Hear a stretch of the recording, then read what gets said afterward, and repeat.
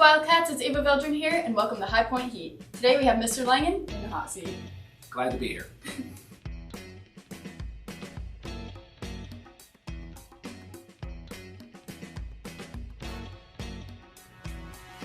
Alright, so for the first sauce, we're going to be doing the tiger sauce. So the first question is going to be, what is your favorite or funniest childhood memory?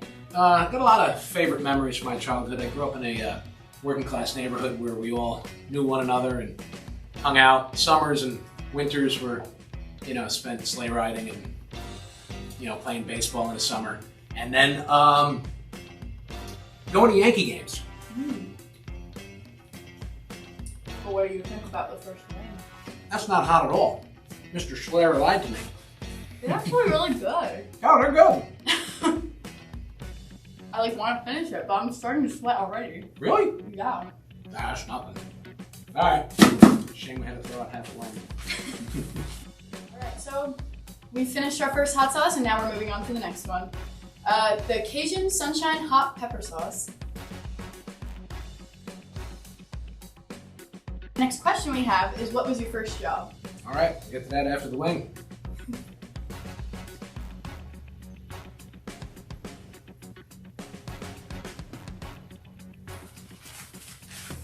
Not hot at all. Piece of cake. Well, my first job, I had a paper out. I delivered the Daily Record with Ray Cleves. Is that a newspaper? Newspaper, yeah. Down in Morris County. I delivered the newspaper. Ray Cleves, shoveled snow, was a caddy at a golf course, but the first job where I actually got a paycheck with my name on it was at IHOP, the International House of Pancakes, as a busboy and dishwasher. Wow. And we got to eat for free after the shift was over. So that's where I discovered Taylor ham, For free? egg and cheese on a bagel. So yeah, for free. How much was your first paycheck? Do you remember? I don't remember, but the minimum wage was $3.35. Really? Yeah. Now it's $13. That's way too much for kids. Anyway, $3.35 an hour plus tips. So I don't recall what the paycheck was. I worked Saturday, Sundays, Tuesday and Wednesday nights. So because it was a breakfast place, it really would get packed because Sundays were a big church day. So I'd make a lot of money that way, so that was good. Rode my bicycle there. Alright, our third hot sauce is the Cholula hot sauce, which is right here.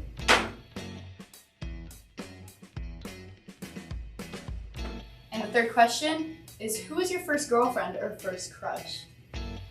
Boy, let's have a wing first. Okay. That one was nothing.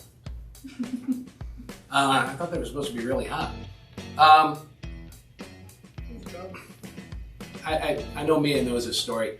I married a girl that I went to high school with, but didn't have the guts to ask her out, and now she's my wife. So yeah, I saw her sophomore year, and I remember like it was yesterday.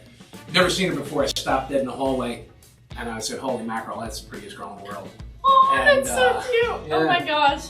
And then we became friends. She was my lab partner in biology. Of which, when we got our lab papers, usually 9 times out of 10, I would just hand them over to her, Liz, and Liz would normally take care of the lab. But it wasn't until 1996, 9 years after I graduated high school, that I ran into a mutual friend, got her phone number, and asked her out on a date, and the rest is history. So you didn't date in high school? No, not really. Not really? What does that mean? I don't know. Not at all. I mean, I was just like... I was immature. I was more, I had lacked self-confidence, and just how it was. Did she ever date anybody else? We don't need to talk about that. I'm just kidding. Well, the thing was, she did, but it was. But they weren't as good as you. Well, yeah. I mean, I matured. I sort of matured after high school. Oh. If that makes sense. Yeah, no, I lacked confidence. I went to Marines. And then you gained confidence? Yeah, I guess. I mean, the only place I was really confident in high school was on the football field. Oh, you played football? I did. So, that was it, football. What position? I played defensive tackle, defensive end. So once high school was over, I decided to go to the Marines, and then I kind of found a gear that I didn't know existed. So I found something in myself that was, I guess, buried, if that makes sense. Very cool. Our fourth and final sauce for our last wing is the fire sauce, which is said to be the most spicy here. Our question is, if you can make up a school subject, what would it be? Okay. Let's have wing first. Uh-huh.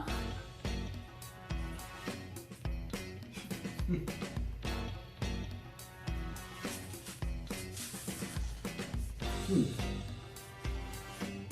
you sweating yet? Not at all. That one was a little more bite to it, but not super hot, really. All right, so if I could make up a class at High Point, it would definitely be pop culture. Pop culture? Yeah, music, the arts, definitely a lot of music, things like that, movies, trends, just all kinds of crazy stuff. But one of the strangest things that ever happened, now people my age might remember this or older, was that a fellow came up with an idea to market a toy, and the toy was the pet rock. And his thinking behind it was that Americans will buy anything.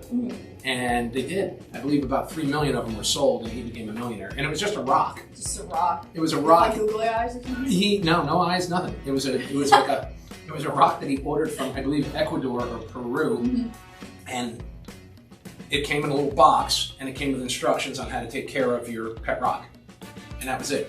And America bought like 3 million of them. So how did you take care of the pet rock? I didn't buy one. I had plenty of rocks in my front. My neighbor across the street bought it, or like. It was just crazy. I thought it was, at the age of 6, I knew it was a waste of money, so I didn't buy one. I would rather have like Matchbox cars and Hot Wheels and cars like that. I was into little cars and stuff. Now, what's on my bucket list? Top 3 things. Top 3 things?